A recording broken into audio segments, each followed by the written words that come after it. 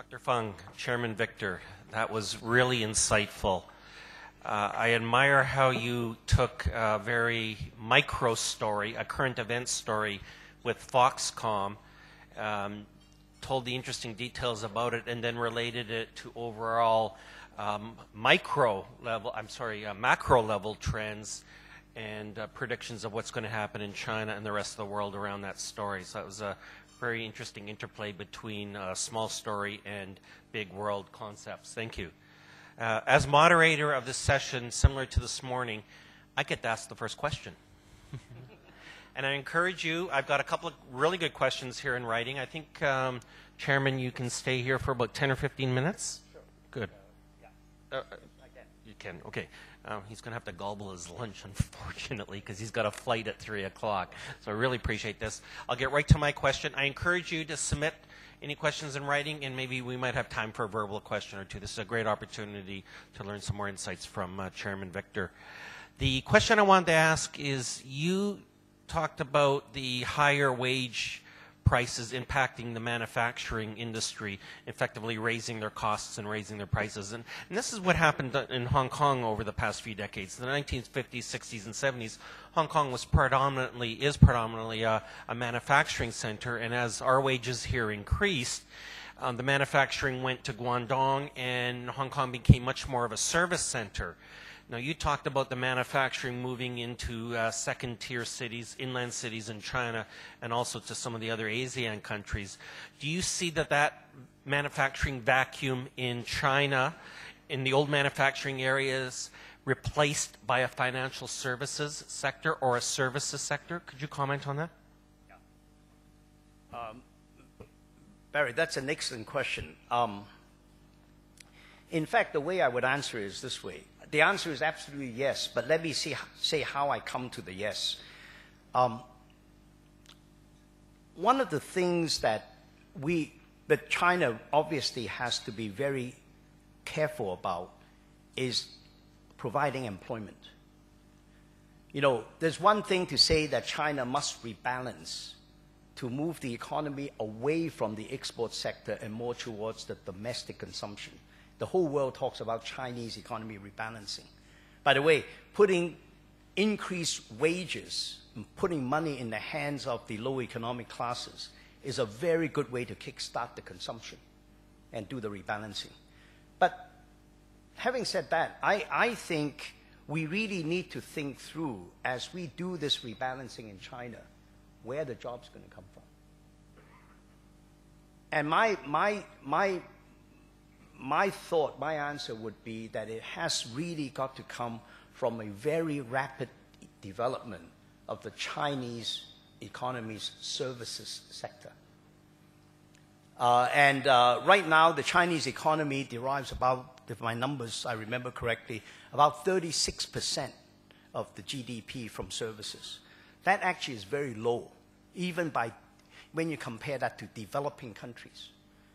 You know, the norm that one would ask for, you know, is something like 60% as a national average. So there's still a ways to go. So I think the answer must be that the rapid development of the services sector, especially consumer services, if it's talking about a large domestic economy like China, is absolutely essential to absorb the employment.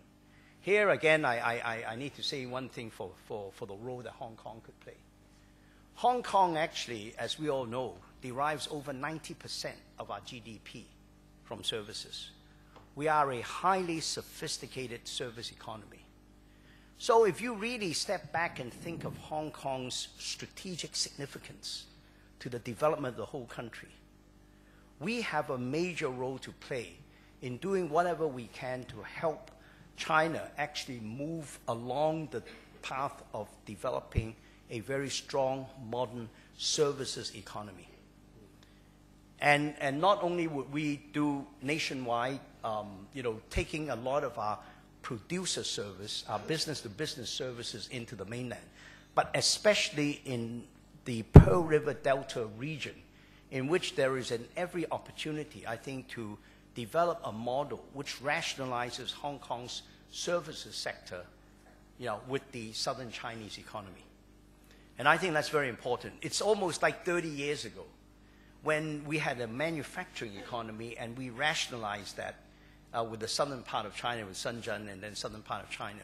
And that was the beginning of the whole Chinese development and Chinese economic takeoff. I think there's another phase now coming in which hopefully Hong Kong could again play an important and leading role with regard to the services sector, what it did for the manufacturing sector 30 years ago. And this is a win-win, by the way. It's not, I did not say hollow out, I did not say move. I used the word rationalize. We will keep in Hong Kong the high value added portions of the service supply chain and develop that and rationalize that with the hinterland, which has the really the scale to actually make this very large world standard. So the combined entity then is extremely competitive on world scale. And that's where everybody could benefit, and on both sides of the border. That was a good answer, and you had anticipated my next question, which was going to be how could Hong Kong play a role in developing the service sector in China. So thank you for anticipating that. Here's, I'll let you stay at that mic, sure. And I get this microphone. I've had a couple of written questions here on wage increases, so I'll pick one of them. Foxconn is a Taiwanese-based company, and Honda and other Japanese companies were quick to follow with dramatic wage increases. Did this high wage effect happen in China state-owned enterprises and other Chinese-owned companies? And have Hong Kong-based businesses also been affected by the high wage effect? The answer is yes, it has been affected. I think, you know, there are so many of my colleagues from Hong Kong here. I think everyone will have a story to tell you on how much wage pressure they are under. The answer is yes. And, you know, this doesn't necessarily hit the news all the time.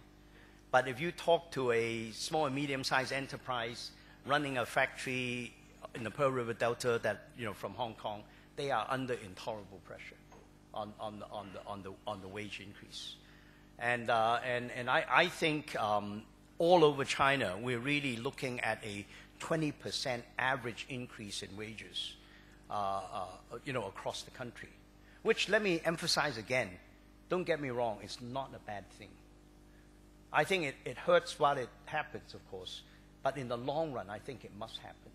Because I think that fair and equitable distribution of income in the long run is all important. Yes, good. I'm going to switch away from wages to resources. Do you see fights, in quotation marks, between China and other developing countries over resources, tin, copper, zinc, but especially petroleum products? And, you know, are these fights partly to satisfy the ever-growing automobile demand in China? Well, I'm no energy expert, but I would say certainly there is competition for resources around the world. But I think the ultimate solution is not to fight to get a bigger share.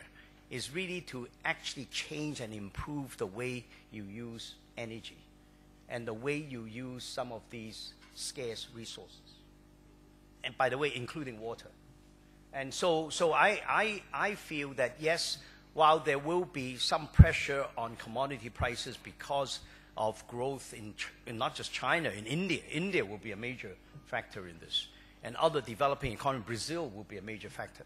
I am hoping that countries like China will actually go on a path of tremendous productivity increase and much more efficient use of these scarce resources. And that's really where the future really is. And it would do it in combination with the providers of know-how and technology from the West and machinery from the West. So it's kind of a win-win situation. It will also create a huge market for the importation of means to upgrade production. And so I think that's the way it would develop. And as I said in my remarks, I see the next stage of development of the Chinese economy to be driven really by what I've just said. And it will be driven by the rate of productivity increase in the economy. And China has a long way to go before it runs out of steam there because there's a lot of low-hanging fruit. I've got many questions here that we won't have a chance to get to, including one from the Holland Consul General, which I apologize for. But I'll do this as the last question, and I'll combine a few here that we've had a constant theme of questions on currencies. And I'll just say a few here, and you can answer as you wish. Expert either. How do you see the renminbi for the next 12 months? Could it appreciate without killing off exports? Please comment on the currency conversion factors between renminbi, US dollars, and the Hong Kong dollar. Should the Hong Kong dollar be pegged to the renminbi? You can answer as you wish. I'm really sticking my neck out. Well, my own feeling is that the renminbi will continue to appreciate, but at a very steady pace. As long term, it does pay the renminbi to appreciate, but there will not be, in my view, a jerking up. I think the Hong Kong dollar is very happy where it is, pegged to the US. I do not expect any change, and I think that would continue. And then the final thing I would say here is that over the long run, I think you'll see the internationalization of the renminbi. And indeed, that is the national policy. Now, when you think through why people would want to hold the renminbi, they're really basically for two purposes. One is to really to do investments, and looking. So if you want to make the renminbi more internationalized, you probably need to create more investment opportunities also in the renminbi, especially for foreign investors. And I think that's a role that Hong Kong can play and play very well. But the other is, of course, inducing people to want to conduct international trade in renminbi. Mm-hmm. That is actually the bigger problem and, in fact, the harder problem. Now, you might say that if on the import side, if you're the buyer, you could actually have a lot more influence on the terms. But on the export side is where I get stuck. Why should a overseas importer actually buy in renminbi and not the US dollar? Especially if you're talking, let's say, about a US retailer. It's actually selling in US dollars. And why should it run an exchange risk? Mm-hmm. So it got to be thought through on why should people make this conversion. And there must be a lot of reasons and inducements to make that change. I think the renminbi will be internationalized over time, I'm sure. How fast it's going to be internationalized, I think it will really depend on our ability to actually answer some of the questions that I just posed. And if for those of you who are conducting trade on a day-to-day basis, you know how hard or how easy it is to convert the buyer to want to actually buy and conduct trade in renminbi. Mm-hmm. So that to me is where the issue has to be focused, and we got to create the reasons. If you want to internationalize renminbi, to actually create reasons for people to conduct trade. I think the investment side will come, but the investment side is actually the smaller part of the pie. It's the trade flows and financing of trade that is actually the big part of the flow. So with that, good. Thank you very much again. Thank you, Dr. Fung.